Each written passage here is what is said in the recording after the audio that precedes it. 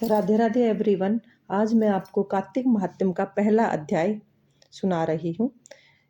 एक समय श्री सूत जी महाराज 88,000 शौनकादि ऋषियों से बोले, अब मैं आपके सामने कार्तिक महात्म्य की श्रेष्ठ कथा कहता हूँ, जिसे सुनकर मनुष्य सब प्रकार के पापों से छूटकर वैकुंठ को प्राप्त कर लेता है।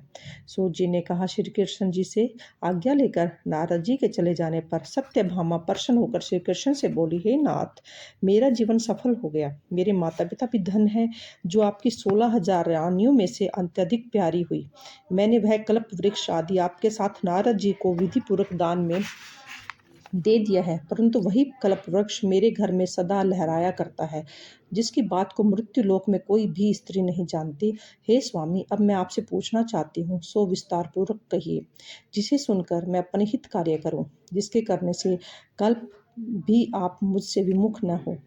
सूत जी कहने लगे, सत्यभामा के ऐसे वचनों को सुनकर श्री कृष्ण जी हंसते हुए सत्यभामा की बाँह पकड़कर कल्प वृक्ष के नीचे गए और बोले, हे प्रिय, 16,000 स्त्रियों में से मुझे तुम प्राणों से भी प्यारी हो।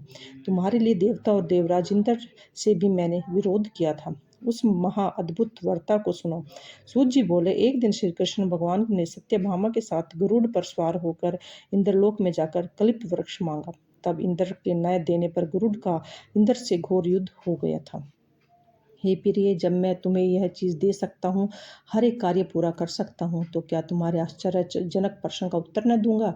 यह सुन सत्यभामा बोली, हे प्रभु, पूर्व जन्म में मेरा कैसा स्वभाव था, किसकी पुत्री थी, मैंने कौन से दान व्रत या तप नहीं किया जिससे मुझे मृत्यु लोक में जन्म लेना पड़ा, और ऐसे कौन से शुभ कर्म किए कि वहां आकर आपकी अर्धांगिनी हुई और आप गरुड़ पर सवार होकर मुझे अपने साथ में इंद्र आदि देवताओं के स्थानों में फिरते हो। तब भगवान बोले, हे कार्तिक, तुम पूर्व जन्म में किसकी पुत्री थी, कौन से पुनर्व्रत आदि तथा शुभ कार्य तुमने किए थे, वह सब कहता हूँ। पूर्व समय में सतयुग के अंत में मायापुरी में अनिगोत्री में वेदों और यज्ञों का जानने वाला वेद शर्मा नाम का ब्राह्मण रहता था। वह रोज अतिथियों की सेवा, हवन और सूर्य भगवान की पूजा किया करता था, इसलिए सूर्य की तरह तेजस्वी था।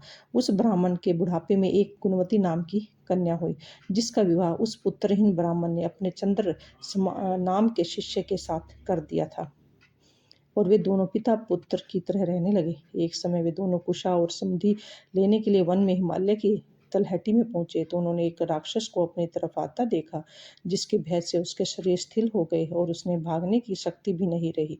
तब राक्षस ने दोनों को मार डाला। उनके धर्मात्मा होने के कारण मेरे पार्षद उनको वैकुंठ में ले गए। क्योंकि उन्होंने आजीवन सूर्य की पूजा की थी, इसलिए मैं दोनों पर अति प्रसन्न हुआ।